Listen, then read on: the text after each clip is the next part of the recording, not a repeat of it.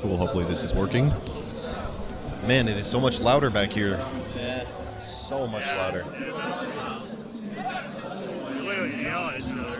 Yeah. Yeah.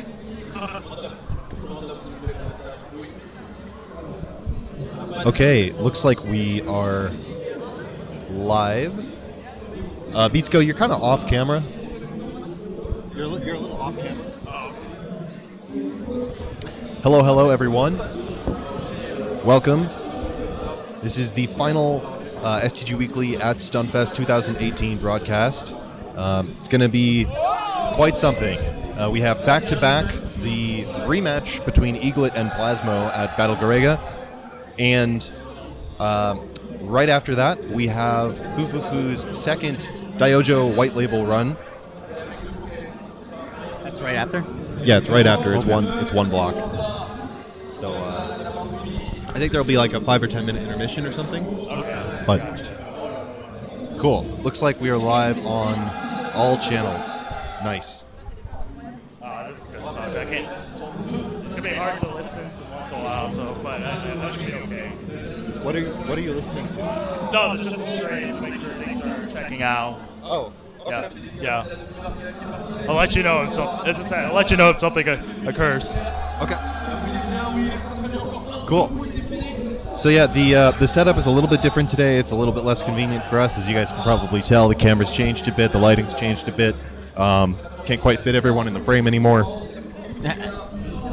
We were asked to move our setup to make room for some fighting game streams. The area that we've been streaming from is actually technically originally set up for the Capcom Pro Tour, and then they moved to a slightly different area, but this space was still reserved for the fighting game scene. So we just kind of got shuffled around, and everything's working out now. So let's take a look at what's going on the main stage. Looks like they've switched to a transition, so hopefully this is the lead into the Garegga content. Talked with both Eaglet and Plasmo earlier before they went back to do their final preparations for the run. Sounds like Plasmo is really hoping that he does a better run today. He says he's feeling pretty confident. He's just going to try to do his best. Eaglet is definitely still feeling very secure. So it'll be interesting to see how that plays out. I think both of them have a lot that they could improve on from their performance a couple days ago. Eaglet said he was very disappointed with the medal drop in Stage 3. So hopefully we'll see some more consistency from him and a more overall, consistent run from Plasmo. So, and then following that, we will have the second run from Fufufu, and that should be quite something to see. Sounds like he was. Yeah. Sounds like he was very pleased with his performance yesterday, but still hoping that he could maybe do a bit better. That death in Stage 3 was clearly not intentional. 2-3, I should say. So I think he's going to try to be a little bit further, maybe 2-4. It sounds like he'd like to try for a 2-4 before, if I'm remembering the interview correctly, he'd like to try to get to 2-4 before he makes any mistakes. How's everyone doing today? I think in California time it's about 4 in the morning right now. I'm joined here by Ratikal again. Hello, everybody. How's it going? And yeah, we're still good with the mics. And also by Beatsgo. Say hi, Beatsgo. Hey, what's up, guys? It's me, Beatsgo. All right, cool.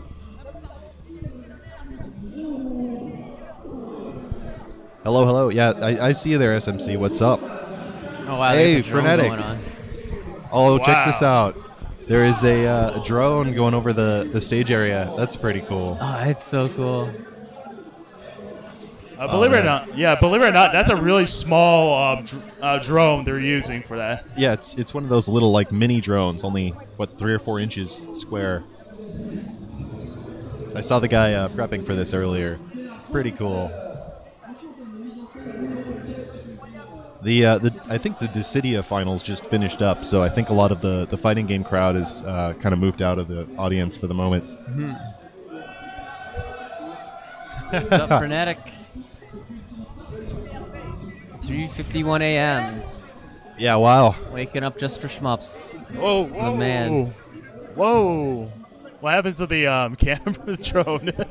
I think they landed. Not exactly a soft landing. So I guess it looks like we still have a couple more minutes. Oh, they're back at it with the drone here. Yeah, I'll put Back it at on. it again with the white drone. It looks like we still have a couple minutes before the run proper starts. Ratikal and Beatsgo, what has your experience been of Stunfest this year? What's been your favorite part of this event so far? I'll let you go first. Oh, okay. Personally, with Stunfest, it's been like, this is my first time being, well, not just in France or Rennes. I'm not sure. Hen. But I don't know how to also, French. this is my first time in Europe, so it's kind of interesting, not just to see some of the French players, but also the European players, and even like international, like America, Japan, or I saw someone from Brazil too. But like just everyone coming here.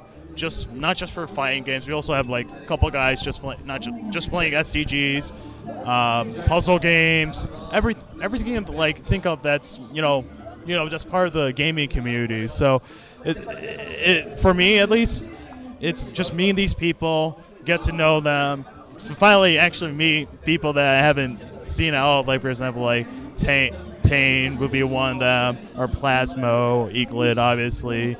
Or like me up like one of the developers like Dambo, or I forgot who's the Tachi something. The person the person who made Untitled Blue. So it's very cool just to be here, just to see everyone. Yeah, absolutely. I think the people is really, it's so much for me of what makes this event special, what makes any meetup or gathering special. I mean, that was one of the things that really got me into this hobby was being invited out to one of the SoCal Shmup Meets that was hosted by Frenetic. Frenetic, thank you again for doing those. When's the next one? That was a really big deal, just meeting other people who are into the same things and being able to socialize and just share this experience with people. It's really something special. And Stunfest is the most incredible event for this genre just because so many people come to it. I think in a lot of ways, even though shmups seem like a very big deal here, and they are given a lot of respect, ultimately this community is not really bringing money in. The priority here is still the fighting games, but the fact that everyone is here, that they try to support us, even though it's sort of an amateur community, so to speak, compared to something like the Capcom Pro Tour, the event still tries to support us and bring us together, and that's really great. Yeah, so my experience is, this is my third year here. Just as good as ever. I think it's the biggest year at least for the SCG community. There's a lot more faces here, like Pestro, for example. Who else is here? A lot of French people as well, like Blackistos here. There's plenty of people here, and I feel like that's really good. You're here. You weren't here last year. I was not. Here. Yeah. He wasn't here last year. It's just great. It's fantastic to meet everybody and just play games. Like I think last night was really cool how we all nerded out watching Plasmo's world record run. I was just talking to Eaglet about it. What other place can you all sit down at just 2 in the morning? A bunch of 2 in the morning, be a bunch of nerds and just watch this replay, which is a really good replay, by the way. You have some interesting tricks. The interesting tricks that no one will ever see. Super exclusive. And we have a little peek here. We have a little peeky guy. Sorry, what was that? Oh, I was just saying Plasmo is right there. Yeah. Just peeking through. Oh, I didn't catch him. Speak of the devil. Yeah, there he is. Frenetic saying in chat that he is. Hey, Plasmo. Hey, you're on camera here. Hello. So we fixed the capture problem. We had some technical problems, and we're about to start now. Okay. Give us like 10 minutes. Okay, cool. How are you guys feeling? Yeah, feeling good. Had some good sleep, so hopefully everything goes all right. The practice session went quite good as well, so we both got some either clear or to the last stage all the time. So yeah. we're gonna hope for some good show. Excellent. Looking forward to it. Speaking of which, Banana Matic kind of mentioned about the replay. Like, where's the replay about? Oh, he went. He left. Oh, shoot! I should have mentioned about that. I think there was something about like you can't really post this or something. It was like some wacky stuff. So he, when I was talking to him about it a week or so ago, when I first got the invite to the screening, so to speak, I was asking him, so like, why is this so secret? Why is this so private? I mean, I don't want to make a huge deal out of it, but it is really kind of like a cult. And he said that he literally had to sign a non-disclosure agreement, like a legally binding contract that he cannot share his strategies outside of very select moments.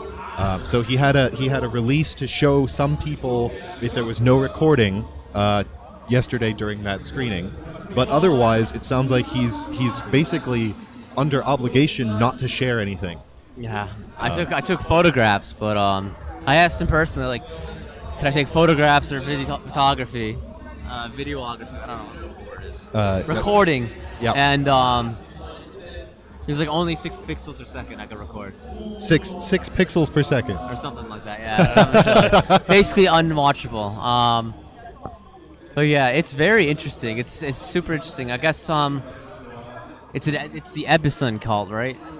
Is it Ebison? I think it happens at Ebison. I don't know how involved Ebison itself as a location is with the Donpachi cult, but I do think that it happens there because that's where a lot of the world record attempts are, and that's where a lot of the very high level. He did tell me, I'm not supposed to, but he got a strat from some guy that only he knows. So only this guy in this strat, only this guy in Plasmo knows this strat for one of the chains in the game. Okay. In 2 stages, the first loop, the second loop. I don't think I can say what stage. I don't know. Yeah. It's sketchy because I don't want to get the guy in trouble, Right. But it was a very interesting replay, definitely for sure. Yeah. I mean, I'm no Donpachi fanatic. I don't personally care too much, but it is very fascinating to like hear the commentary and stuff. And yeah, just to go back to the Ebison thing, I heard that Kamui is banned actually from Ebison because she shared a DVD recording of her 2-all of Garegga. Whoa. Wait, but it's her run, right? Yeah. But is she using strats that other players developed, or I'm sorry? Is she using strats that other players developed? Or? I have no idea. Okay. Because she shared it, she's banned, and because of that, she just shared more because she got banned. So it was like whatever. Yeah. Wow. Wow, that's incredible. Yeah. Okay. Definitely did not know that. Yeah. So don't mess around in Ebison. Apparently. Well, on that wonderful note, just responding to a couple things from chat. Frenetic mentioning that he is bringing Candy Cabs to SoCal Regionals September 14th to 16th. Awesome. I really hope I can be there. It'd be super cool to try to put something on. It's a hard month for me for work, but either way, awesome on you for doing it, and I hope that you do an SGG Weekly stream of the event or something from your laptop, maybe. If you can get internet, I know that's hard at that venue. But yeah, just awesome. Hope I can make it. Banana-matic, where are you? And then SMC SGG saying it's okay, no one plays Donpachi. I mean, that's kind of what Plasmo was saying too. Like, no one plays Donpachi, so no one really. That's why the record isn't very low, I guess. Well, not low, but it is. He told me that it's near max to what it could be. So it's interesting. It sounds like there's a task that pushes it quite a bit further. Icarus was saying that there's a tool assisted run that pushes the score potential quite a bit further, like almost 20 million further, I think, than what humans can achieve. But the strategies are so like frame perfect. The timing is so precise that it just basically would not be possible for someone to actually execute. Yeah. So I have a question. Was the run actually done on like May? Sorry, I think your mic just dropped out. Hang on. Okay, hold on for a sec.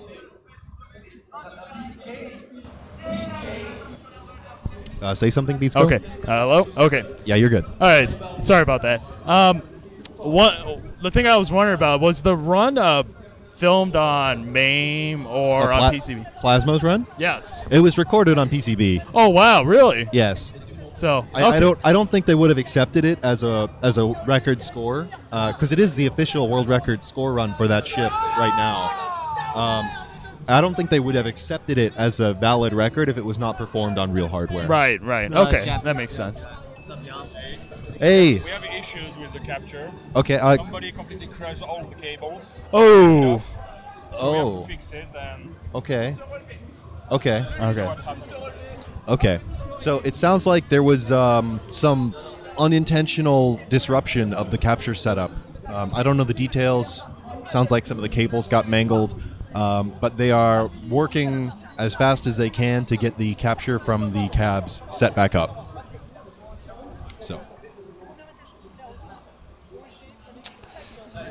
Yeah, SMC SDG saying, real hardware in Japan in approved arcades. I don't know the details for the Arcadia system, but that sounds like what I remember hearing before. So, thank you, SMC. Yeah, the real stuff. Frenetic, what's their capture setup? I'm not sure exactly what they're using on the ingestion and like the capture card that they're using to take the HDMI signals into the mainstream PC. But I noticed that they're using... Are you familiar with the Gonbez CGA to VGA scaler? I have one myself that I use for streaming. They're not perfect, but they're okay.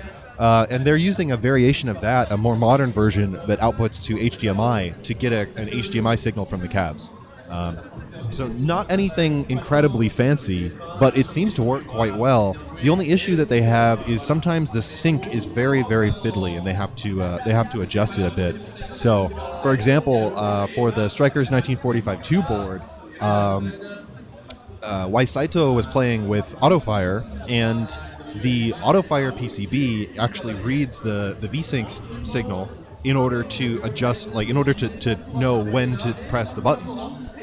So they had some issues where that signal being tapped, so to speak, by the AutoFire board was interfering with the ability of the scaler to correctly output signal. So they had to adjust that setup quite a bit to get that picture stable.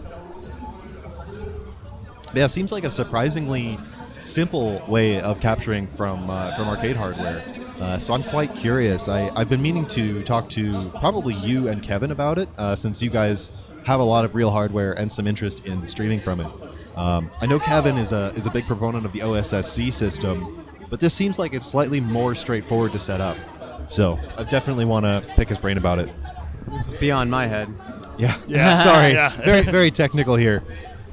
Very short version is they have some little scaler boards that connect to the JAMA connector on the PCB and then outputs HDMI. Yeah, I remember seeing your setup at home. Oh, yeah. And I'm like, wow. Yeah, So, it gets... Again, why not set up 2 PS4s? Again, that's legit. I think they wanted to do it on legit hardware. I guess so, yeah. But I agree, 2 PS4s would probably have been simpler. The problem is, how do you do that on a cab? I think they really wanted to have, the head-to-head, side-by-side playing on cabs. I suppose they could have used HD cabs, but my understanding is that some of the many of the HD cabinets actually have some amount of display or input lag, and with a game like Garegga that already has some lag, introducing any more is not a great idea. Now, why not just do it on 2 PS4s with standalone monitors? That I can't speak to, but... So another thing also, you have to do down conversions as well, because you're taking literally a 1080p signal or 720p signal and convert it down to 240p. So there, as you said, there might be some latency with that. Well, with the LCD cabs, the monitors are high res. So like the I think their Vuelix is out in the Right. shmup area that Akato Blue and Super Hydra are running on right now. And for example, they could have borrowed those cabs to put up on the main stage. Right. But also, I believe that there was some issue securing those cabs. I think they actually may have even had to run a crowdfunding campaign or something in order to rent those cabs for this event. So it's possible that they were originally planning to use the PS4 port in those cabs, and then because they didn't know whether or not they'd be able to secure those high-res cabs, they did not actually go for that. They didn't commit to that option. Oh man, yeah, the Saturn version of Garegga is crazy. There's literally no lag. Yeah. I guess. 1500 for a 3-stage demo. Yo, to be honest, that 3-stage demo is pretty legit. Yeah, it's very legit. It's a very good game. Yeah. So what I think about Untitled Blue? It's kind of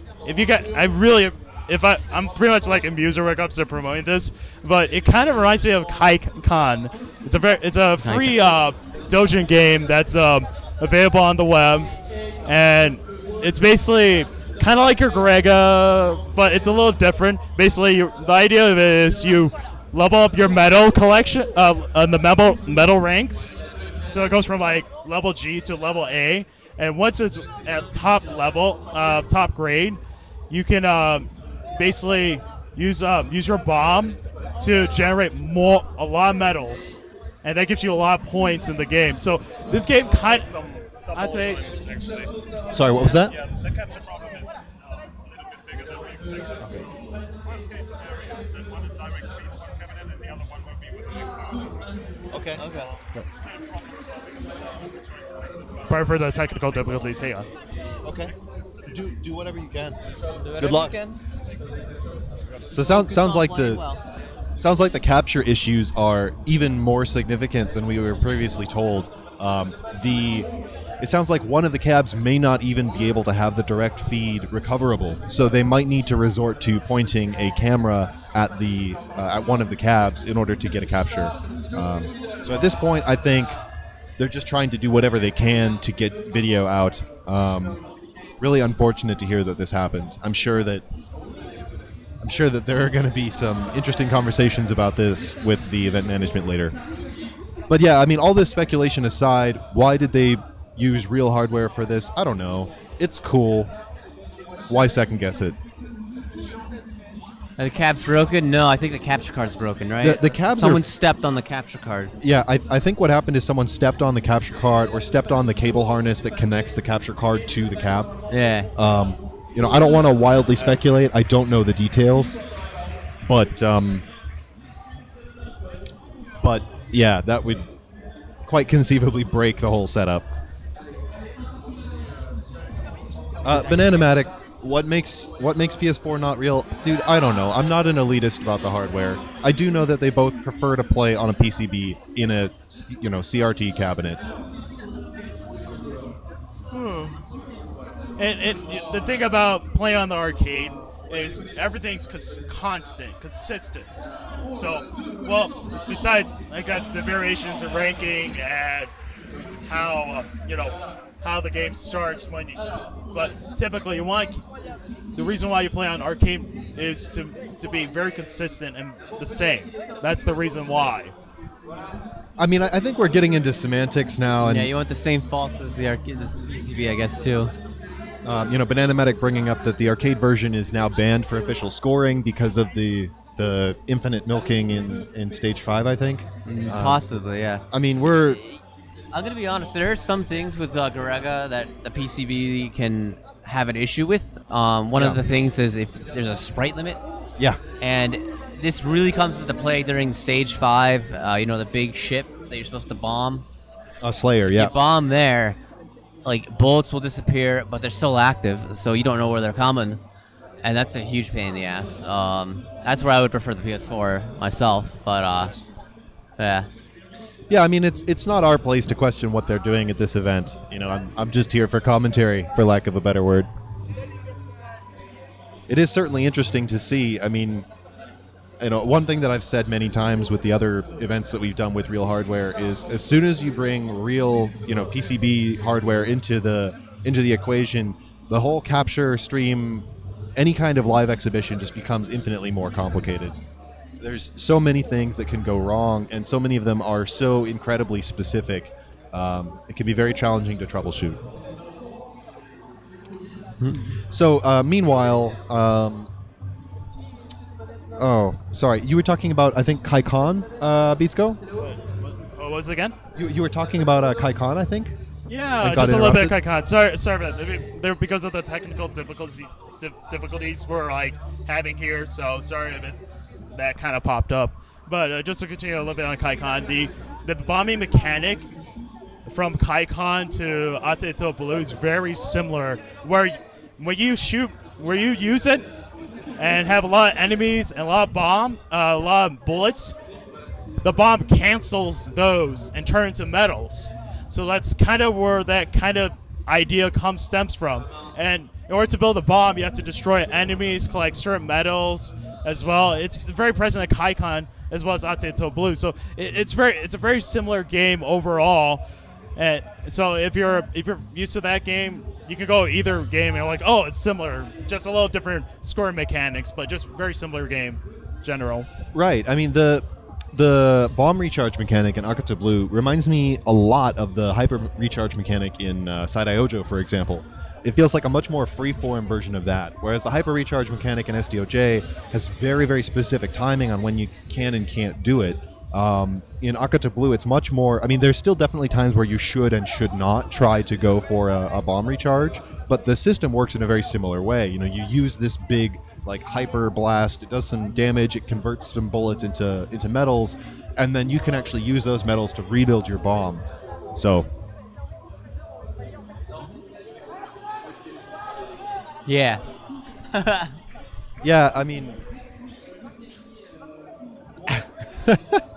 Yeah, the SMC bringing up in chat the version differences with the PCB for Strikers 1945-2, and how Saito just kind of dealt with it. You know, he just played, he practiced a bit more in advance, he just did his best, and he still pulled out some amazing play. It's still really crazy that it's harder. Yeah. Is that just a borked? Was it a borked board? I still don't think we know what the version difference was. Is it a borked board? Jeez. I mean, again, anything to do with arcade PCB hardware, It's there's stressful. so many variables. It's really stressful. And I remember at Arcade Superplay Expo, we had multiple boards and super guns die on us during the event. Behind the scenes for that event was absolutely insane. No, you just played the US version, or I don't know. I don't know what the... I mean, it was in English, so. But then again, everything. I don't know. I never see what the Japanese version's like. Yeah, me neither. I'm not knowledgeable enough to comment on the differences, and I don't think he knew what the version difference even was. He just knew that it was different.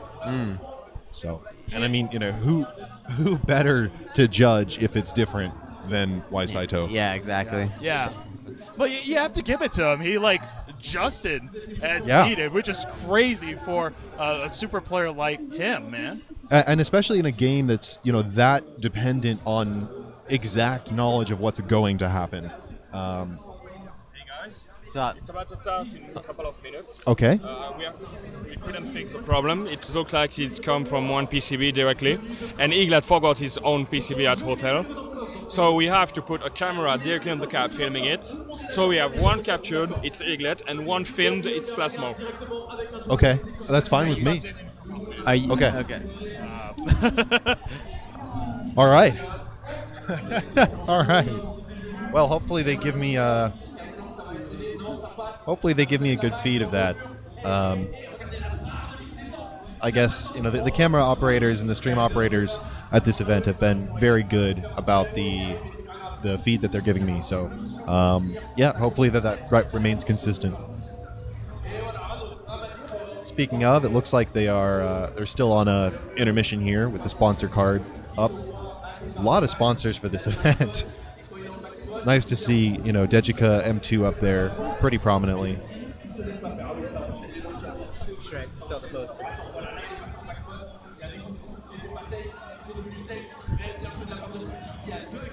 $30 I mean, you're not wrong.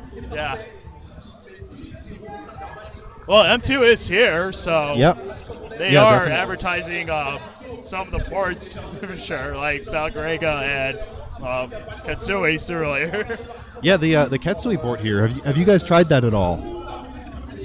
What? Oh, the The Katsui? Ketsui port here. Have you tried the Cave Matsuri mode in it? A little bit. My impressions is that it's definitely interesting. You want to because it's only one loop. You want to play safe, but the way it extends work in that game is that you have to actually not play safe. You have to get up Yeah. and dirty to get those 5 chips, because if you have more 5 chips than 1 chips at the end of the stage, you get the extend, Right. which you'll need for Doom at the end, and probably if you clear it, you get an end life bonus as well. So you need to play rather risky. Yeah. Yeah, and it's a very. I kind of like what Softdrink said about the game. Last night. It's more. The game wasn't technically designed for scoring sometimes, because there's a lot of bullets sometimes you have to go through. I wouldn't say that per se, but when you first try to play it, it's kind of oh, I want to try clear and stuff like that, especially when you go to the second loop. But for this particular mode, if you guys run as the IKD version or the Cave Matsuri 2017 version, they put a huge emphasis on you have to collect a lot of 5 chips to really score well, I guess. To answer your question, Banana Manic, I mean, I'm shit at the game, so I think I need the extends. Yeah. But the game does give you extends. It gives you the 2 score extends and the 2 1-ups, stage 3, stage fixed 5. extends, yeah. I'm terrible at Katsui. I can't grasp Katsui. I don't know why, but Yeah, so I think I assume with 1 loop though, you could definitely do want those extends for the life bonuses that you get at the end. Yeah. I mean, Extend it's stage. it's a pretty challenging mode. It's interesting to think that it's actually still easier than the real loops, because the pattern difficulty alternates between being loop 1 and loop 2 depending on which part of the stage you're in, which enemies you're facing. So I'd say it's roughly like a loop 1.5 or 1.8 or something. There's no suicide bullets, but it's really fun. I find it really interesting as a way to kind of, I guess, practice some of those more challenging patterns. And Keep going. Beatsgo, what I was saying yesterday was I think it's less about getting all 5 chips in this mode as it is just about never getting 1 chips, because it's really more important that you have more 5s than 1s, and everything in between doesn't matter.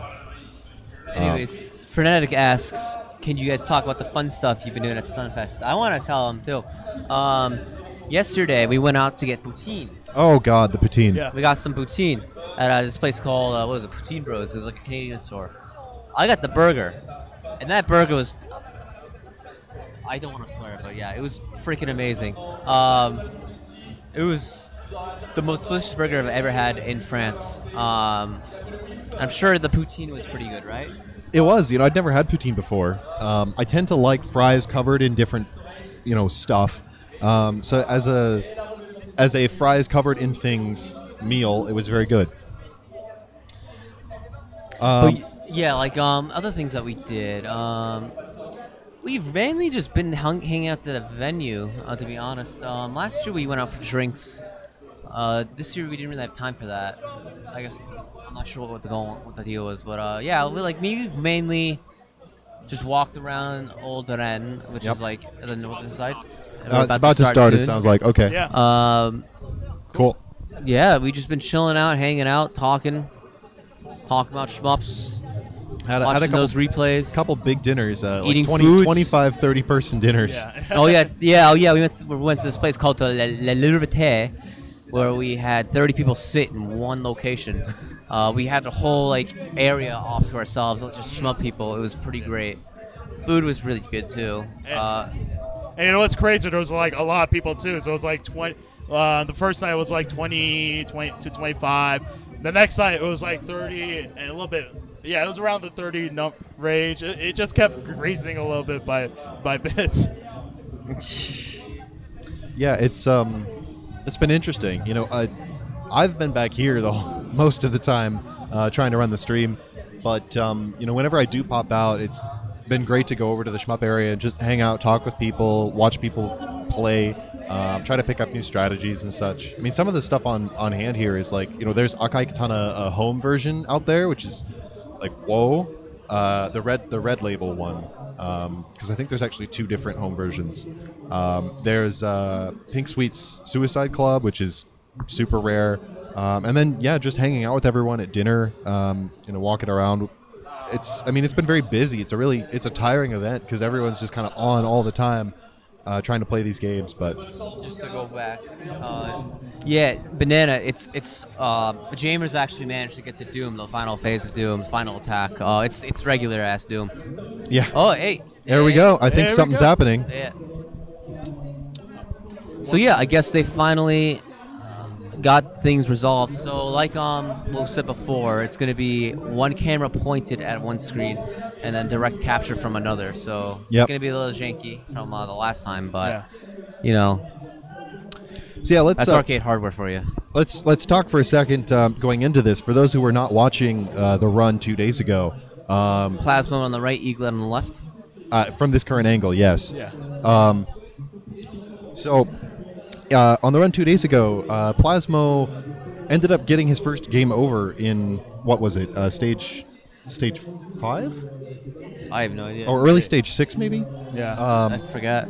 And he had a couple extra credits, I think 4 in total, whereas Eaglet also did not quite clear, but he made it all the way to Glow Squid.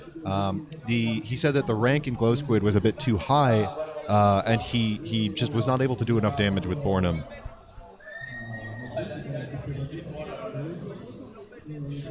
All right, looks like that is the new setup here. Let me just zoom in a bit so we can see a bit better. There we go. So as we mentioned, technical capture difficulties. Looks like Plasmo's feed is going to be camera, and Eaglet's feed is direct. What can you do?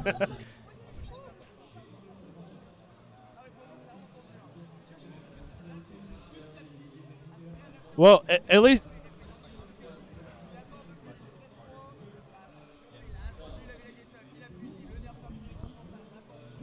Truly legit setup, if you could see from it.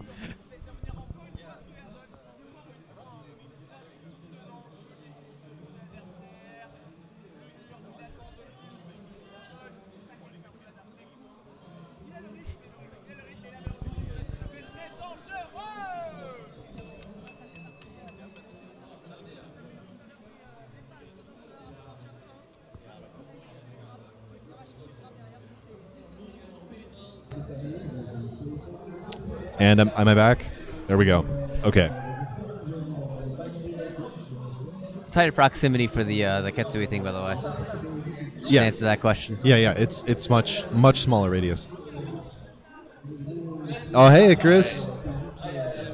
Are you still doing IRL, or are you just hopping in to watch?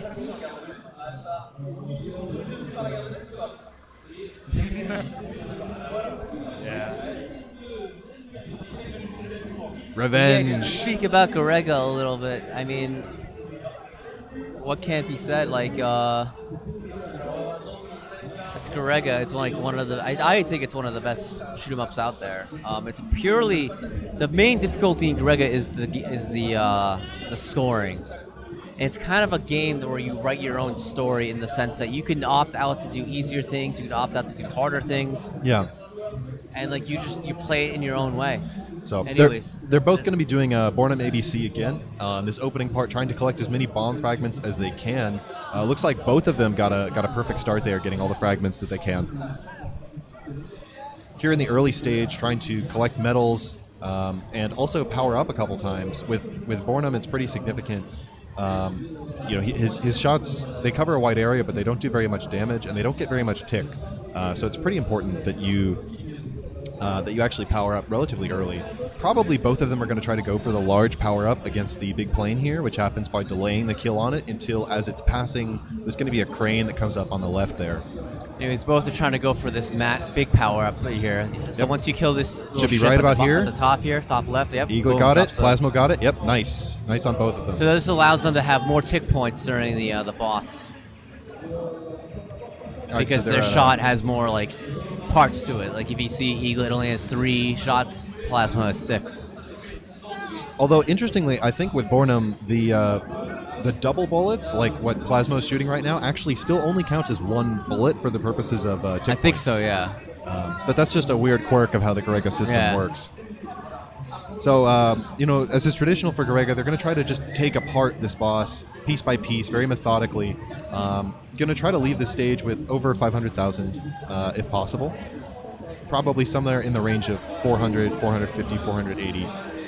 But we'll see. Yeah, so they're just going to pick apart this boss and point milk it. They're also probably going to be both trying to double suicide before the flamingos at the start of stage 2. Most likely the first suicide is going to be to a later phase of this fight.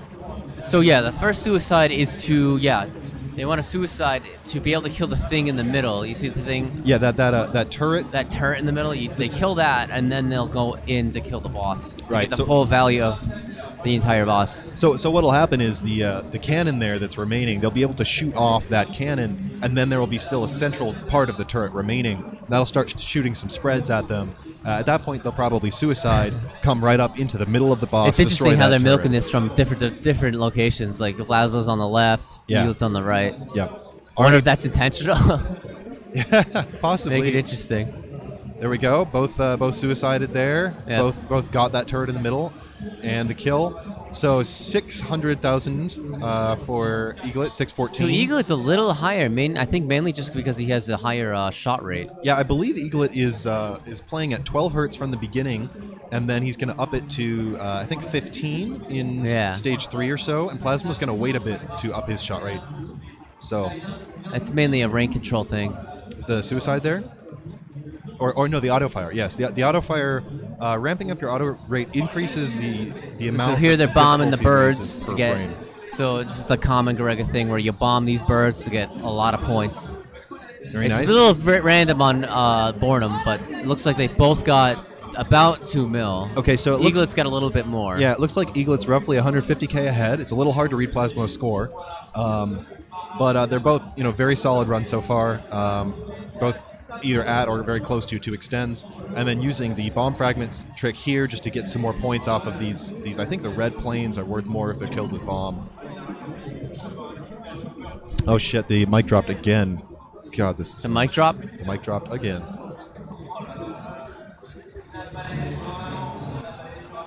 Alright, I think you guys are back now. We back? Alright, we back.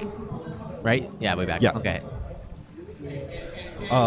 Yeah, here this big tank, lots of macro misdirection. Got to be very careful here because you could easily lose the metal from these things going on the side. Yeah, and especially since they're both using Born, I mean, his shot is so wide. Yeah. Very, very easy to kill something on the side of the screen. One of the best accidentally things to tell if you're about to get a medal is if a little mini power up drops, like the one that's dropped on the Eaglet's side. And now here coming up, this is also a pretty tricky area to get through without dropping your chain. At least when you're a newer player. When you have a bit more experience, often you can route it like this, like Eaglet here, where you're taking off the wings first and then the center of these ships, which gets them to drop 3 medals as opposed to just 1. Yeah, Eaglet suiciding pretty early. That's actually a good place to suicide. I should incorporate that into my runs, actually. It's very nice, yeah. So, up against Madball here. So Madball does a random attacks, and you want him to be at a certain location on the screen, on the top of the screen. You want to be as low as possible on the screen so you can then bomb him and then get the max amount of points, which is about 1 mil. Right. Making him one of the most lucrative bosses in the game. And the reason you want him lower on the screen is that very top part of the screen where the score lines are, where the extend counter is, etc. That basically, if enemies are up there, they're invulnerable. So you want to wait until he's below, all of his parts are below that, and try to destroy them all at once with a bomb. Which I think you need roughly a full bomb to do it. So Eaglet's in a good spot for that. Plasmo maybe not so much, although it looks like he did it already. There we go. So it looks like Plasmo's at 3-1 and Eaglet's at 3-4. So both still pretty close. Eaglet's metal chain is slightly higher, I believe. And now he's just picking apart the rest of the boss. And yeah, Eaglet just taking his time, trying to methodically kill the boss. Plasmo going hard on the rails here. Already has lots of 10Ks. So Eaglet will need to suicide to get a bomb for the next part. yes, absolutely. Probably right now he'll try to. Yeah, this is one of the main discrepancies There of you go. this game. There's a suicide.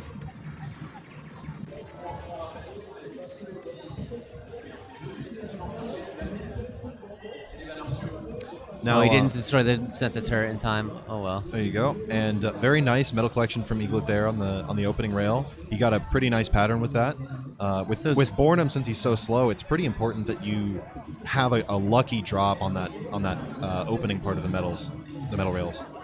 So basically, the whole essence of Stage 3 is just a lot of scenery destruction. It kind of teaches the whole, I believe the game really kind of teaches you little things in all of its stages, what to do in each stage. So this one kind of teaches you how to destroy scenery, and metals being in the scenery and stuff. Yes, definitely. And bombing bombing will give you more points for destroying the scenery as well. And then in Stage 4, that also becomes a huge mechanic. Yeah.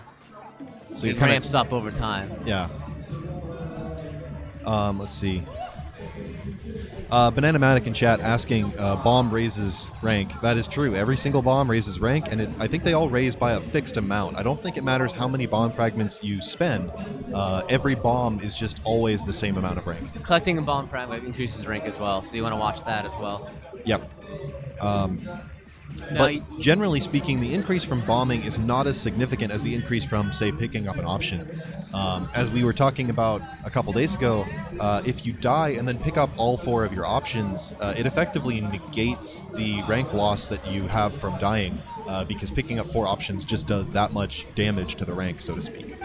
So one of the things that both players are going to try to do is play through Stage 4 with, I think, no options in the case of Eaglet and 1 option in the case of Plasmo.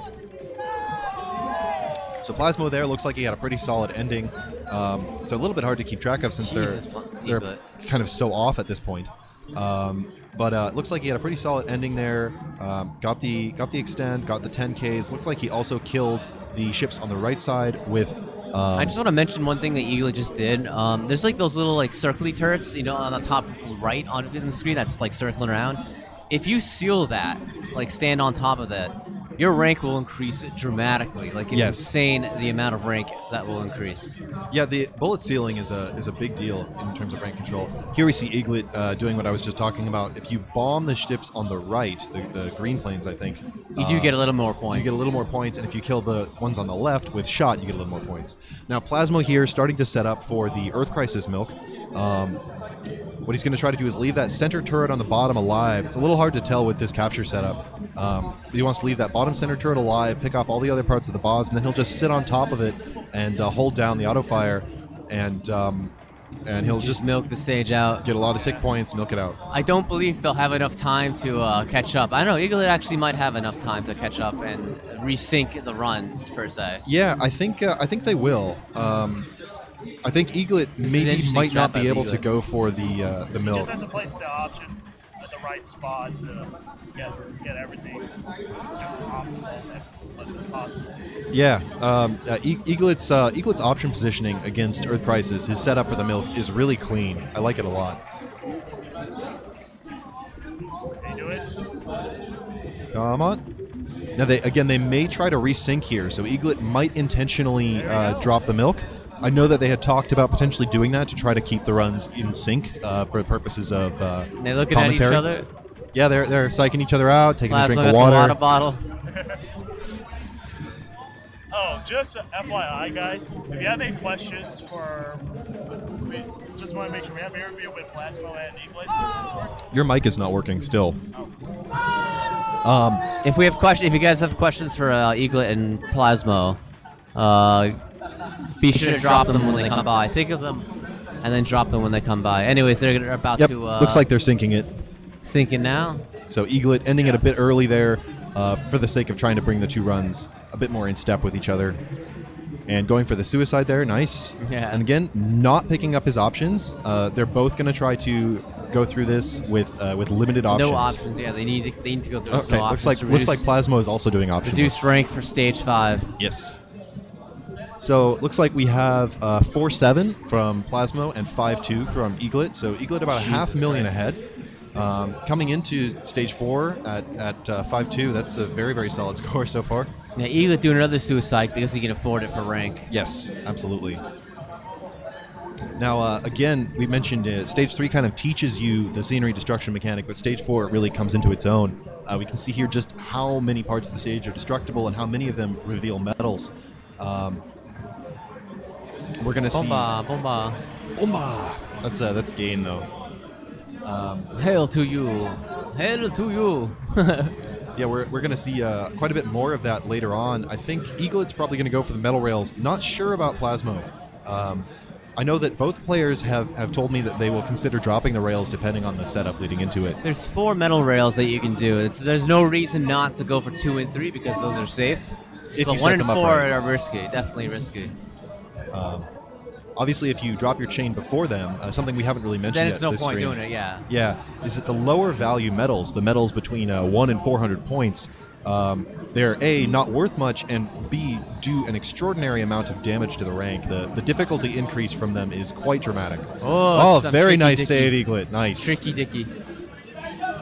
All right, so it looks like Plasmo is at 5. Is that a 4? So 5-4, and Eaglet's at almost 5-9. So Eaglet will be suiciding right here to destroy. very nice these tanks. suicide. Does he get all of the bombs? 1, 2, 3, and 4. Both of them getting Both all of them 4. getting 4. Yep. Looks like both of them got all 4. Oh, Although Plasmo Plasmo is let it opting. scroll off the screen. Plasmo's not opting for it. Interesting.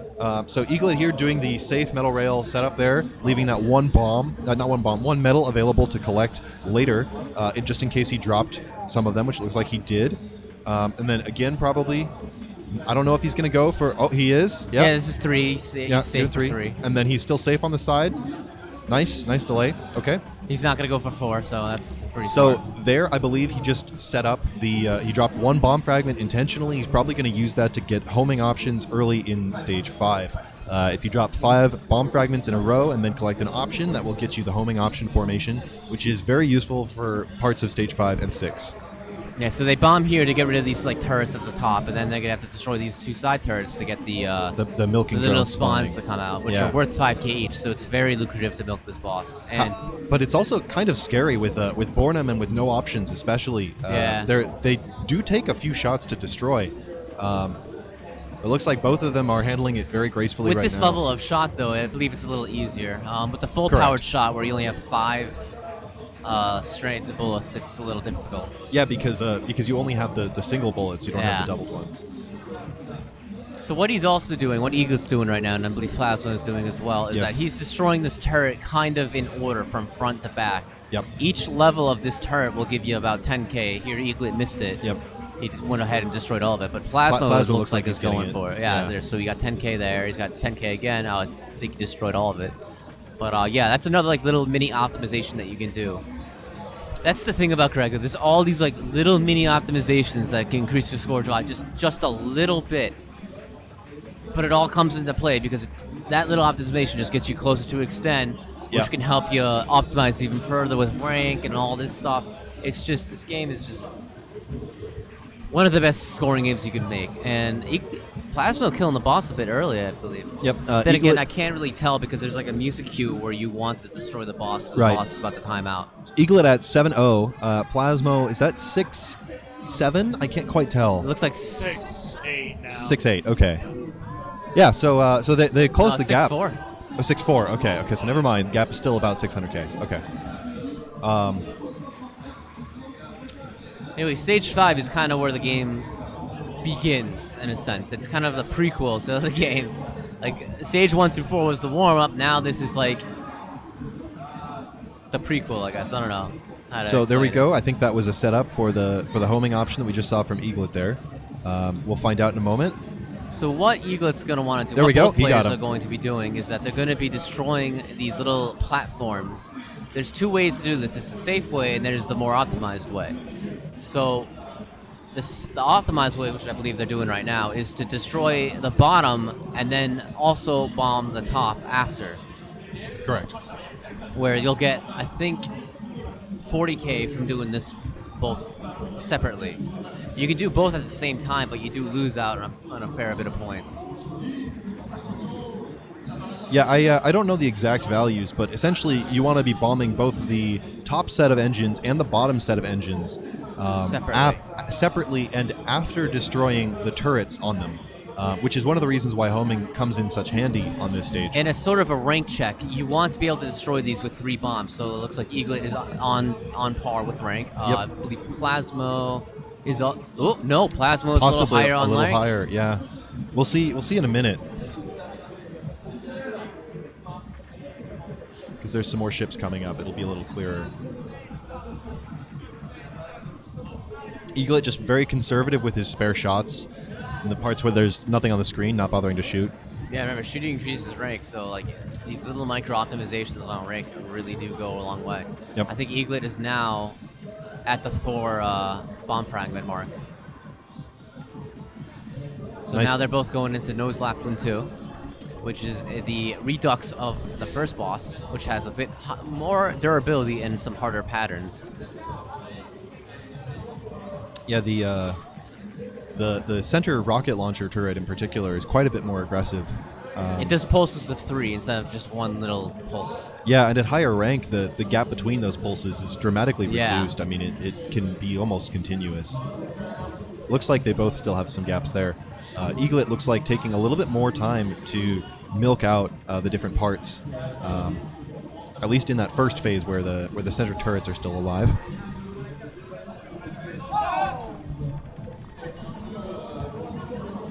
So it looks like Eaglet is at 835 and Plasmo is at 774. I can't quite tell. It looks like 774, yeah. Okay. So yeah, it looks like still about a 600k difference between them. So a lot of this might come down to how they handle Madball 2. It looks like they both have 2 stocks, so they should be able... Plasmo has a bit more bombs saved up, so he might only need to suicide once. Eaglet probably needing to suicide twice in order to... I believe Plasmo doesn't have a stock. Oh, wait, no, he doesn't have a stock. So he suicides twice to get the full bomb for Madball 2 coming up. So he's got to be very, very careful. Yes. Very, very careful, as Both- well as both Eaglet of as them well. here, They're going to yeah. be on 1 life. Oh, okay. Yeah, no, that was intentional. Yeah. Sorry. Yep, so they both have full bomb fragget. Oh, Plasmo very, gets it right off the bat. Very, very nice. Getting Madball. that nice extend. Yep. Little breathing room. And Now just trying to Madball pick 2 them can apart. have potentially some of the hardest patterns in the game.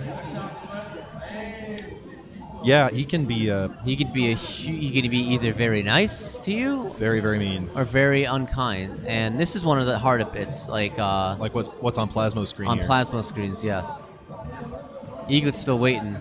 Yep. Still waiting for So him to not be a dick. have you been counting the cycles? I think that's 3 so far on Eaglet's side. He doesn't want to wait out more than 5 cycles because after that, Madball will start shooting his inner pattern at the same time as the outer one. I can hear the beats from this song. This song is so good. Subversive Awareness. Yes. Oh, Subversive Awareness is amazing. The All right, there we go. soundtrack in this game. Eaglet also got very, very clean Madball 2 there. 9.6 now, and it looks like Plasmo is at 9.0? Yeah. I think 9.0, yeah. 9.0. And that would be, again, both about 600k difference. So still, very much scoring at the same rate so far. Eaglet got a little bit of a lead at the beginning, but very consistent from both players so far. Plasmo there with Slayer taking apart the engines and destructible sections of the Slayer plane very methodically. This is one of the bits of the PCB that I mentioned about. If you bomb, you saw it right there, where like sprites will disappear, including bullets, which are still active, by the way. And I'm not sure if that was an intentional suicide by Eaglet. I believe there. it was. He's at 9.8. Oh yeah, he's at 9.8. So he's going to get an A score soon. Probably. Oh my God. Oh, he just got the score. Wow. Very, very nice. Oh my God. Wow. That's scary. That was just waited a little tiny bit too long there. Madball 2 started to I time wonder out. if he was trying to, I wonder if he was trying to suicide and then get the extend, where like if you do that, you'll what get you mean, your the bombs. the and all that stuff. resurrection? Yeah. Yeah, that's probably what happened. I don't know if it was intentional. That was still cool as his shit. reaction to it made it seem like it might have been a mistake, but either way, handled it pretty well. Just right back on route. It puts some pressure on him for Slayer and Blackheart, though. Depending on how he handles Slayer and the Blackheart opening, he might even get another extend before the boss proper starts. Meanwhile, it looks like Plasmo also, is he at an A yet? Yes, he's at A0. So the gap has closed a bit. Eaglet at A4. And so, by the way, he got 4 little guys. That means he's on track for rank. Yes. I believe it was 4. I think I saw 4. If you have 5 is kind of a warning. 5 is okay. And 6 is you're in trouble. Yeah, 6 is danger zone. Yeah. All right, so got to be very careful here, Eaglet, with these big spreads, but he's macroing it very cleanly. Yep, nice. And now he's probably going to be preparing for the shrapnel. Meanwhile, Plasmo getting some drone drops from Blackheart. Blackheart is basically a tick milking boss where you want to milk the sides for your bullets. Nice. Eaglet A7 got, I think, 200 or 300k from that shrapnel bomb. So what you want to do there is drop a bomb right as the tip of Slayer is exploding and Blackheart is coming out from within. Eaglet at 4 as well. Damn, they're on par with rank right now. Very nice. So yeah, Blackheart, one of the most enjoyable boss fights in this, or in my opinion, any shmup. Blackheart is really kind of a test of everything you've learned in the game up to this point. He has a number of different attack cycles, different patterns that he kind of alternates between at random. 3 phases, yeah. And 3 distinct phases, yeah, which are, significantly more aggressive as you get deeper into the fight. This fight is just so good aesthetically as well. You got the stab stomp going on in the music. You got this crazy cloud background. The clouds with the lightning strikes. Speeding up. Yeah. It's just so good. It's just such a good fight. It's really great. So I got a quick question for you guys. What do you think is the better version, the original or the some of the remixes like on the Bat Rider game? I like the original. Yeah, I like the original, at least for Stab and Stomp. Yeah, I agree as well. All right, so Eaglet really needs to get the extend here. Looks like he's in good shape. I mean, he should certainly get, like B1 probably by the time he beats Blackheart, especially since they're both taking some time to milk the wings. The wings are not destructible beyond a certain point, so this is all just tick points. Yeah. Plasmo just spending a little longer with the milk and now getting the kill. Looks like he's at A4. A4, yeah. Okay, so yeah, the gap has widened again. Eaglet still about 600k ahead. So about to get that B score there. Hopefully, he just needs to keep calm during its attack. Very nice. Dodge accordingly. Very nice. Oh, it's a double sweep and back. There you go. All right, Plasmo. Meanwhile, starting stage 6. Now this is one of the hardest parts of the game to keep your metal chain through. Eaglet getting that B0. Plasmo again, very precise routing on this. Ooh, was that a drop? No, he saved it. He saved it. Save, yep. Nice. Save. So since he saved it, he'll be going for this suicide trick here. Yep. So getting all the metals from this side, and then coming over to the other side, and taking that suicide, and the shrapnel drops them in succession. And was that safe? Yes, he got it. He got it. Very nice. Very nice. And he also had it search options set up. Very clean. So, okay, he's in very good shape. It's one of the coolest for tricks you can do in this game. Eaglet now coming into the same section. He's under a little bit more pressure since he does not have the spare stock that Plasmo did at that point. But Plasmo, I think, double suicided there, so I think they're both evened out. Very good save. Nice little mini bomb just to save it. So Eaglet will be doing the same exact trick. Yep. This side going for all 4. Plasmo comes up to the bomb. So Plasmo at the turret wall. It looks like he has no stock to me, so it has to be clean. It looks like Eaglet is opting out of that trick. He's going to play it safe. Yeah. That does not surprise me too much. I also got to say, this track is so good, perfect for this stage. This stage is just masterpiece. It's just so masterful. It's so chaotic. So many little mini tricks you can do as well. Yes. Whoa. All right, so Plasmo through the turret wall. He's probably trying to set up for the homing option. He's setting up for an homing option as well. He just collected at the top 2, and he is dropping 5. Very nice. So what he almost probably going to go for it there. Yep, got it. Nice. Very nice. Eaglet now coming up into the turret wall. Now, he doesn't have the search option exactly. He's got some kind of option, but not the search option. He has the bad search. What did Icarus call it? Like the dumb search or something? Dumb search, yeah. Oh, okay. Yeah, he was in a little tricky situation there, but now he's. Now he's got homing, so nice. Oh, we got a death from Plasmo. Death from Plasmo, probably not intentional. Not intentionally. There's no reason to want to die in this part of the stage. Yeah, the only thing I can think of for dying in stage 6 would be just to have more bombs, but No, there's you're getting plenty of fragments from all the enemies, all the tanks. So Okay. there's no.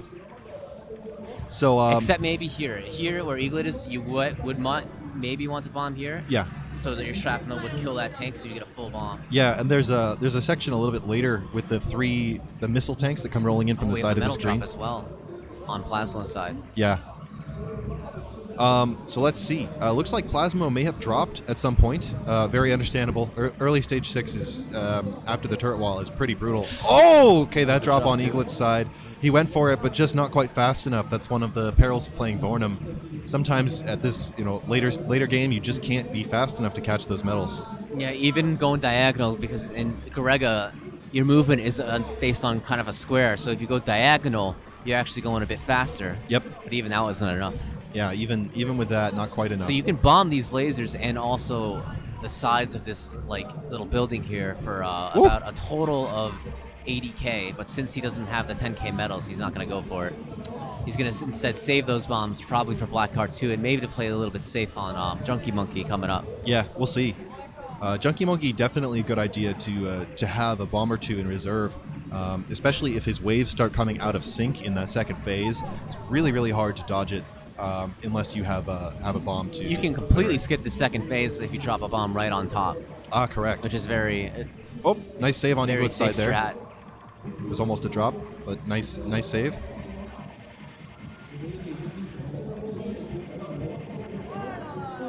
Ooh, he's bombing the turret there just for Going some for the extra bomba. points. Well, he's at 4 bombs, so Yep.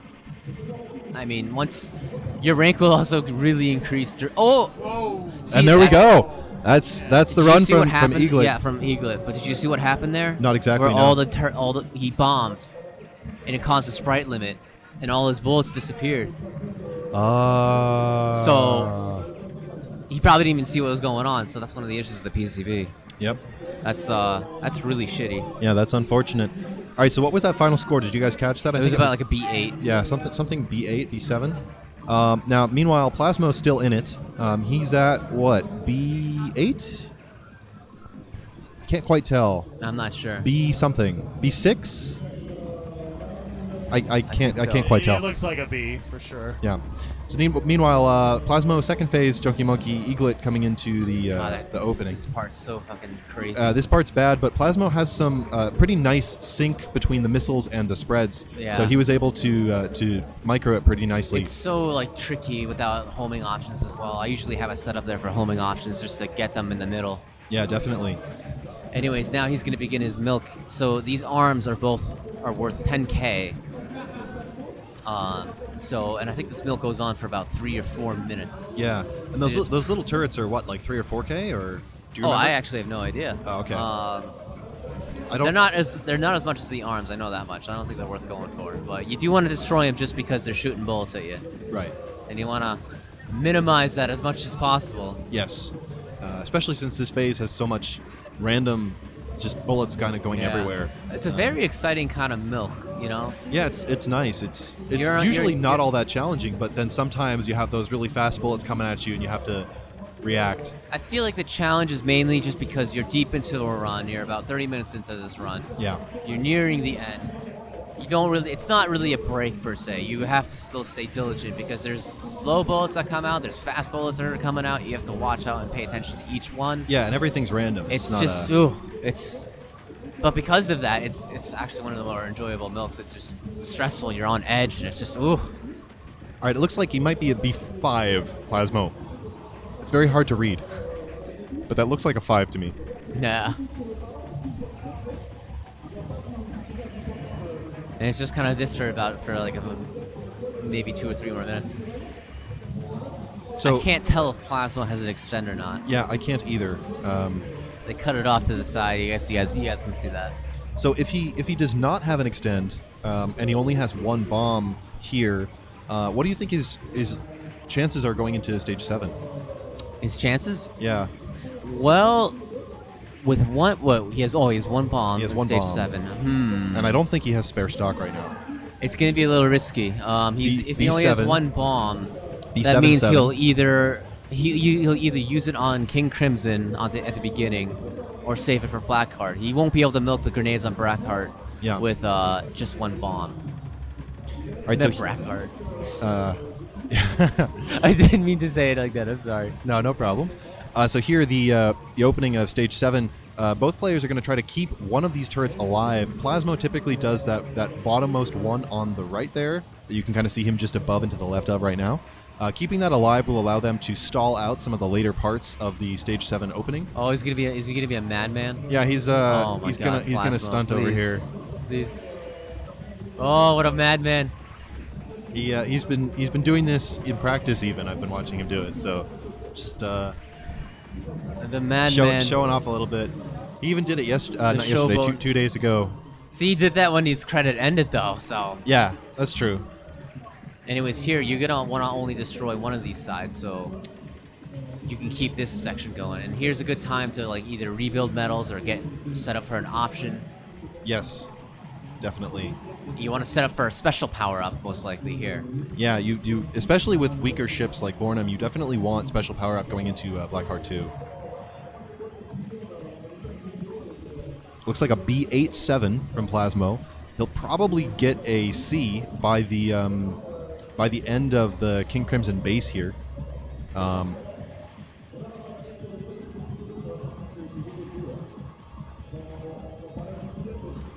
Alright, now he's going into the third phase of, I forget what the ship's called, but, yeah, he's going into the third phase of this thing. Yeah, is there a... Oh, and there's the run. Wow. All right, so that was actually pretty close. Plasmo B87 and Eaglet, what, B8, B7, something in that range? B8, yeah. I'm curious to see what the high score screen says at the end, because I think they're actually both quite close. Well, the unfortunate part is that it does not save your high score if you continue. Oh, right, okay. This is back before they did that. Right. Okay, well. I know that firsthand because I continued on my C7 run. I couldn't enter my credentials. Oh, bummer. Okay. Yeah. Anyways, I guess now they're going to be setting up. I think Plasmo will be bombing this. Yep. Yeah, it looks like it. Bomba. Bomba! So yeah, at this point, both just playing it through, going to try to complete the game and just show off what happens to the later bosses. Would you think they'll just jack up the rank in this game if they want to? If they want to, yeah, but it's very challenging to get through the later parts. Yeah, there's no with point. Bornham. You really don't want to rank. do it with Bornham because he's too weak to destroy grenades. Gain is the only one who can survive max rank with the grenades because his swords just do so much damage. Yeah. That's true. So so Plasmo here looks like he switched ship colors again. I wonder if that's for aesthetic reasons. He mentioned a couple days ago that after he continued, he switched because he liked the color of the. I think this is the Type A. Then you don't have to wait. That's another good thing. So Eaglet to me mentioned that this is also a rank check based on how many orange ships you got. So Plasmo got 2 here. So, I mean, he's in check. He's in the correct rank range. Yep.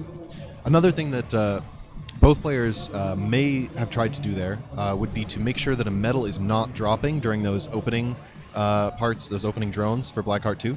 And they do that by delaying the kill on the part of the runway, the kind of aircraft carrier section that Eaglet's at, waiting until those drones have finished dropping a medal and then killing it. So Plasmo here on Blackheart 2's first phase. Looks like he's able to pretty handily take out the grenades right now. Yeah, first phase is basically grenades, and then the stand shot, and then the grenades, and then a second variant of grenades, and then stand shot. Yep. Yeah, the reflect shot there is, if you don't know to expect it, it could definitely catch you off guard. If you're used to the positioning for the Again, he's trying to delay these there we go. these phases, so he wants to milk these grenades. So Blackheart again, he's just gonna do a drop down of grenades and then this spread pattern twice, and then it repeats 3 times, and then that's the end of the second phase.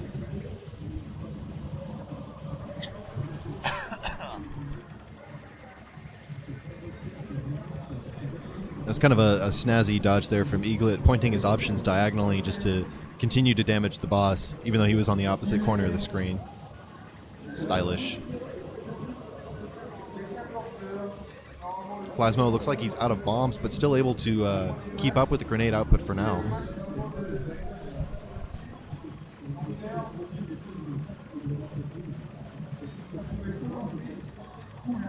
Alright, yeah, so Plasmo's on the third phase now with the Vulcan sweep. Blackheart being very nice, spewing grenades, which will allow him to get back into position for the second Vulcan. The first Vulcan is very hard because it really depends on what position you're at. Yes. And yeah, Blackheart will sweep down and then either to the left or the right, and he didn't really set up for that. Yep. Probably wasn't expecting it. This is one of the more nastier patterns of Blackheart right here. Yeah, it's pretty gross. Where you got almost everything. Yeah, like I mentioned, he could be very nice or he could be very not mean. nice. Yeah. The giver or taker. Yeah. Blackheart Mark II. The great equalizer. I mean, this is where the run either becomes amazing or just dies completely. I mean, if you're able to milk the grenades and your rank is high, this is worth what, like 3-4 million even? Possibly, Blackheart 2? I talked to Eaglet about, like, if you got the worst RNG possible, how much would that affect your score? And he told me about maybe 1 mil to 1.5 mil. Oh, okay, so not quite that much. Okay. Very, very nice little tap dodge there from Eaglet. That pattern can be very hard to deal with, especially with a weaker character. Eaglet's getting everything here, like literally everything. Wow, very, very nice dodging. Grenades, the little red bullets. Now he's getting triple grenades here. Plasmo, meanwhile, at King Crimson. King Crimson. Glow Squid. Glow Squid's first phase. Sorry. King Crimson is the big base. Yeah. Yeah, very friendly pattern so far. These two missile turrets is probably the easiest possible random you could roll there. Let's see. Looks like he's got a missile and the spread gun. Yeah, Glow Squid is basically just like a grudge match. Yeah, it's a random stage phase 2. Ooh, there's another coin. Going with Cheetah. Oh, okay. Picking Cheetah. Okay. And here's Glow Squid's final phase. Love the music for this. Yeah. Just gets so aggressive. It's very fast. And that's actually Namiki. Namiki actually doing He's using Plasmo's using gain. No, he's using Cheetah. Oh, sorry, my bad. I'm mixing characters. Cheetah, yeah. And yeah. Sorry, I didn't see the swords. That's all good. And he was Eaglet here starting the second phase. Yep. Now the two turrets at the top can be random to whatever. Eaglet looks like he's got a good setup here.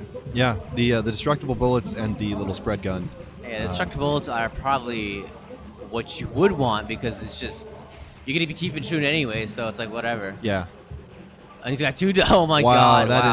That is probably the actual easiest. I said the two missiles was the easiest. Look at him. He just has to stay in the middle. Plasmo, meanwhile, just completed the game. Neither player 1cc, unfortunately, but very understandable. This game is very much not marathon friendly, not exhibition friendly like this. Name is Eaglet about to start the final phase here, where so Plasmo just goes apeshit. Plasmo was what, the same 3 patterns. CC? Plasmo was 3 coins total. 3 credits, yeah. Okay, and Eaglet's still on his second. Eaglet, what are you doing? Oh my god! Woo! Oh boy. For Koloska, generally you want the. Oh wow! I guess he's going for a different strat here. But generally, what Eaglet has told me in the past that you want to have like the more wide option set up to like deal with these missiles coming up. Yeah, I would imagine, especially with Bornum. Just, I've always loved this final phase with Glow Squid. It's just like. It's just so chaotic and like he's just so desperate. Like it feels so desperate. Yeah. Just like spazzing out, like dying, trying to take you with me. Oh no. Oh, and there's the third coin. 3cc. And he also switched to Cheetah. Ending with the Cheetah. and the genie right at the end. All right. Complete.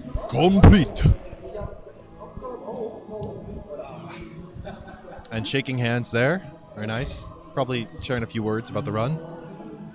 We'll see them back here in just a couple minutes, it sounds like. If they can fit. As always, if you guys have any questions, let us know. I'm actually monitoring the chat room as always, so just post your questions there. Get your questions ready for these boys. Yeah.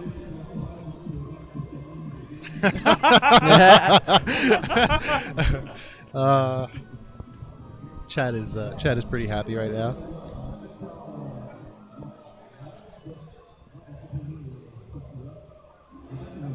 All right.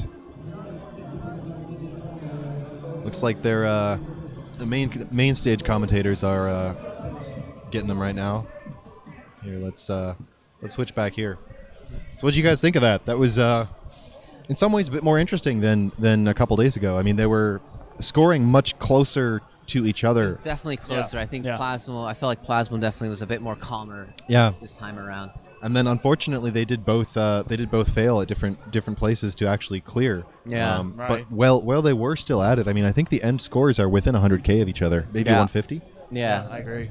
So, I'm quite curious. Sorry, I heard something back here, but It definitely felt tighter. That's definitely good. You know, considering that the first time they played, well, Plasmo and Eaglet played, Plasmo was definitely kind of out of it. Yeah. It wasn't tight enough in his gameplay, but he's definitely showed he can play a lot higher than you expect. yeah. Man, I honestly can't remember if the PS4 emulates, and I've been actually saying to play on PS4, but I'm trying to remember if PS4 actually emulates the whole builds disappearing thing.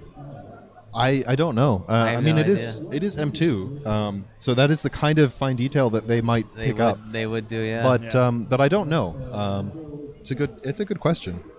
Name doesn't do that. It's a PCB only thing. I'm very curious with the Ketsui. I don't think it has the sprite flicker. Yeah. At least not in the IKD version. But it's possible that the IKD build also, for whatever reason, doesn't have sprite flicker. So Maybe, we yeah. won't know until the actual port comes out. See what's going on the main stage. It's very interesting, Zyrock, that you mentioned the PS4 does have the sprite glitch. Yeah, sprite. Yeah, it does have sprite glitches. I was like, what the hell is this? Still having some post-match commentary here for the French stream. Very cool.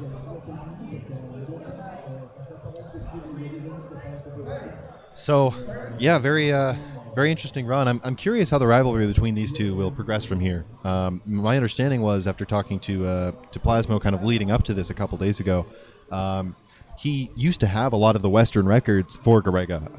I think actually almost all of them. Yeah. And then Eaglet kind of came in, the new guy on the block, and took all of them back. Swiped them. So I think Plasmo's kind of on a campaign to bring back some of those scores. Yeah. It's a brotherhood of competition, that's for sure. I can't imagine any other people than these two who would be, fighting for Garegga. Yeah, I mean, it's certainly a good couple people to have going kind of head to head here. They seem quite friendly as well. A couple days ago during practice, they were I've like not a seen big, them apart. Yeah, they've been. They've just been almost like a married couple. In a way. Yeah, and they were getting drunk and doing practice runs and like holding down the Earth Crisis milk with beer on the cab. And I saw them last night on stage practicing, and Plasmo looking on with Eaglet, both chatting it up. Yeah. What a good bond, Yeah, definitely. Sick bond. Ooh, what's going on? What is going on the main? Who was that? Not intentional, I don't think. I felt like that was Koa for a second. Yeah. I don't know. That may be Sefi. He's part of the hardware team, and he's one of the people in charge of the capture from the cabs. Probably him swapping out the boards. They're the Wayne brothers. Yeah. Oh, there we go. Jason and what's the other one? I have no idea. Oh, God. I'm going to mention that as soon as they come by. Yeah, Neo Antoine in chat, battle drunk Egga, pretty much. So, I've been Yeah, wondering. that's Sephi changing the boards Yeah, there. sorry about that, guys. I'm just wondering if they're going to sub the capture setup on the machine that had issues with it. I think they're probably gonna for Fufufu. They're probably gonna use whichever clean capture they can get. You got the drone. Oh, I see some drones flying around here. I don't know if the cameras are on. Does that camera work? What that camera right up there? Is that yours? Or? This one here? Yeah, that's our crowd cam actually. It's not really our crowd. It's just here's kind of the ambient. You can see the drone there up in the upper left. It's kind of flying off the screen right there. Yeah, this is the backstage here where we have all of the fighting games and in the background that's the speedrunning stage. Looks like they're not showing anything right now, but yeah, that drone that you just saw, that was actually on the stream. That was filming, the crowd and such. Okay, looks like they are coming back here. Anyways, we got the Wayne brothers coming by. Hello. The Wayne brothers, man. Can you get in here? Yeah. Oh boy. I guess so. Yeah, dude, Eaglet, I saw that death. Yeah. Was it the sprite disappearing, the bullets disappearing that got you? Yeah, I was like, oh my god. So you had a true invisible bullet. You had a true invisible bullet in Garegga. Yeah. Yeah. The one that people are usually complaining about. Yes. Anyways, yeah, boys, sit down. Plasmo, looks like you have the mic let me there. get out of here first, and oh, jeez. Sorry, just a bit musical chairs, as it were.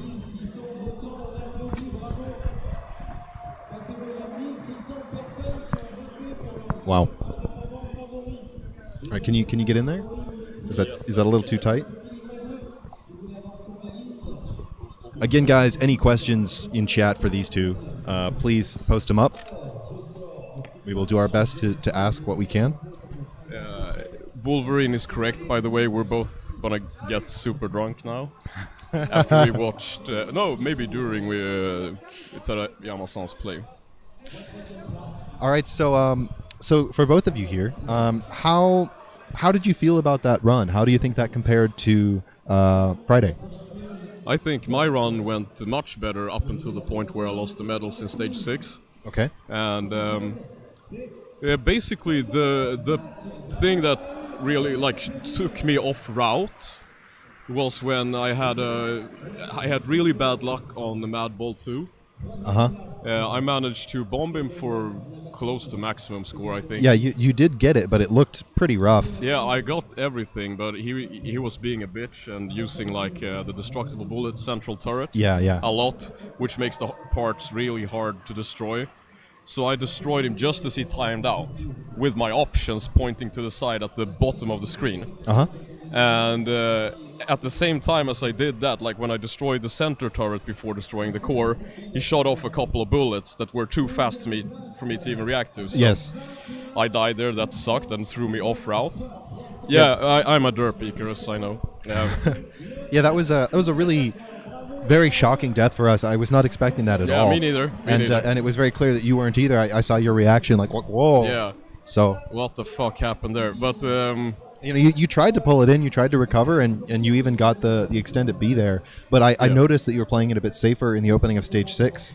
I did, because I usually do, the suicide that I did is a setup that I usually use now for better scoring and rank control. And it is safe if you keep the medals in stage 6. But unfortunately, as you saw, I lost it quite early. Yeah. If I hadn't done that, then I would have had a C score over by the point that I game over that. So that sucked. But as I said on stage before, when the credit game over, I was like, really? Is this happening? What the fuck? And also, you lose all of the resources you've saved, which are necessary for scoring in stage 7. So I knew I wasn't going to be able to do a lot of scoring. And then I was like, am I going to do suiciding to get more bombs or whatever? No, that sounds like shit. I want to put on a show, so I went for the No Miss Black Heart 2. Yeah. And got it.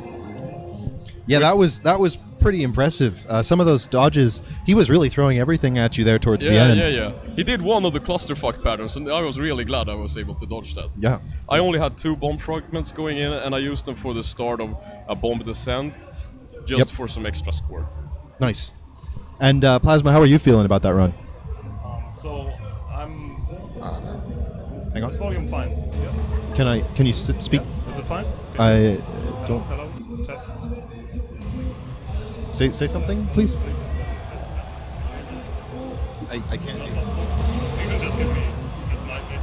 Oh, sure. Hang on. Try yours again. Yeah. Test again. Yeah. Does I hear work? you Does now. work? Okay. Yeah. Okay, great. So I'm quite annoyed that I again broke my metal chain in stage 2, just as on Friday, which is like it shouldn't be like that. So I just blame the nerfs, I guess, and this from very early on threw me off my route. So the metal rails at the beginning of stage 3, they were like I think like 8, 9, 10k around this. But still I was losing for the medals before. I was losing a bit on points, so I was behind for like 300k I think, and this didn't allow me to get some of the later extents in time, so rank was higher because I couldn't suicide once in between. I wanted to have another suicide at the beginning of stage 5, which was not possible. So the rank in stage 6 I think began to be a little bit higher. So 3 went fine, 4 went fine. I went safe on the rails, obviously, because I'm not doing 4 rails on a live run, definitely not. Stage 5 went fine as well. I got a good mad ball, got a good nose laughing. Slayer went alright. Blackheart went fine as well, yeah. I'm particularly happy about the beginning of stage 6 because I was able to hold my metal chain and I got all the suicides correctly placed, got all the medals. And then I struggled to get the search formation after the wall. And this was my biggest mistake, which ultimately ended my credit one stage later, but still this was the result of not getting enough bomb fragments. This means I cannot kill the turrets with the bombs and get the 50k. I died on the tanks because I tried to despawn the third tank, the big tanks coming in from the left in the last part of stage 6. So yeah, and medals were falling and I couldn't collect them anymore. Stage 6 boss was just maybe survival. But yeah, I got to stage 7 I think, and I forgot where I game over, but I think on the like cockpit section. Yeah, I died there. So I just got a I don't know if you saw it, but speaking of the rails and shit like from earlier. Yeah, how did you on the rails? I had super bad luck on the rails. I got the worst possible patterns every time, so I wasn't even able to do the last rail because it would be too unsafe. Since timing was off by so much. Like where did they explode? They exploded in the opposite end every time. Dude. Yeah. Well. So it was. That's really unlucky. Yeah. But you went for the 4 whales. No, I couldn't go for the last one because I had to like save the medal value by picking up the last one to the left. Were you on max medals? Yep. Great. But the last one I couldn't go because it was too far down, you know. And you had like 6.8 or 6.9 after stage 4? I had 7 after stage 7 4. even? Yeah. Well, that's on par. Yeah. But with more luck I would have had better. It was better before. I got into stage 4 with like 5.25 I see. So, what do you guys think your final scores were? Because from our end, it was a little bit difficult to catch since the score kind of vanishes right away when you continue. Right. But it looked like Eaglet, you were at about B7 or B8, and no, I was close to B9. Oh, you were close to B9. Yeah. Okay, and you were also close to B9. You were at like B8-4 or something. What was my score anyway? I forgot. I think it was close to B8-4 when you died. A4, you say? Yeah, something like that. So I think you were actually both very close to each other. Obviously dying at different points in the stage, and I think if Eaglet had been able to continue in stage 6, probably would have had a lead by that point. But definitely. you know, very, very much an even match this time. You're scoring at a very similar pace. From the beginning, Eaglet, you had a bit of a lead, about I think 600k or so from the earlier stages, and part of that is the medal drop in stage 2, as you mentioned. Yeah, I lost some points there. But you guys, other than that, were scoring at a very, very similar rate throughout. So what did you end the stage 5 with? I don't remember. It was like not even an A score, I think. Because I had a B. B.1. Well. But then you died and I got to stage 7, so the difference explains it. And I couldn't do the suicide in the beginning because I only had one spare life. I see. Yeah. Well, and I really enjoyed that we both went for Chitta in the end. Yes, so of course. And we both had a 3cc, so Bonham, and then Chitta. And with my second Bonham, I went with Bonham B, actually, so I had some blue Bonham going on. But yeah, Chitta's I did the the regular best. one just to like... Did you at the end get Chitta C? Or Chitta B? I took Chitta B. I got Chitta A. Nice. And the white formation. That was quite funny to have. Oh, this is a good question. Well, actually, we have one other here. So first off, we have, the Electric Underground. Why did you guys choose the ships that you did for the run? And please ignore me for a moment because I'm going to be setting up for the next stream. Sure. Well, you can answer that. Why we choose Bornholm for the run? We basically choose Bonham because it's the easiest to use and the most consistent. So most of the characters, the other characters' bombs, they are like very inconsistent in some major scoring tricks. For example, the Mad Balls and some other things. And the bomb of Bonham is like very consistently always getting the same score. And on top of that, rank is kind of low throughout the run if everything went correctly. Yeah, so I guess it's just the easiest, the safest to do a live run with. Yeah. We were thinking about doing it with Gain, but Gain is just horribly consistent. It gets much higher rank, and it gets really, really tough, really difficult. But so, I would say, honestly, for me, I like if I get to stage 6 with Gain when I score, I have an easier time clearing than with Bornholm because the last part is a little bit more difficult because you don't have the piercing options with Bornholm. No, and stage 6 for me with Bornholm is always no extra life. And you're out until I hit the C. So. But Gain's options really do help a lot in stage 6 and also on Blackheart, and it just pierces through everything. This is the shit. Good stuff. Yeah, in my channel's chat, STG, Suki Panda, and Dyspeptike loving the memes. Looks like DOJ is about to start. Great. We did have some more questions we couldn't quite get to. I'm certainly not going to miss that. Yeah. All right, cool. If you guys could be on your way, thank you so much, and excellent job to both of you. Yes. Thank you very much. Thanks for doing the commentary and the English excellent work Thanks on the very much. commentary as well. Thank you. Yes. All right, switching commentators here, getting Ratikal and Beatsgo back on. Thanks, guys. Thank you very much, guys. Sorry for the cramped quarters. Yeah, I know.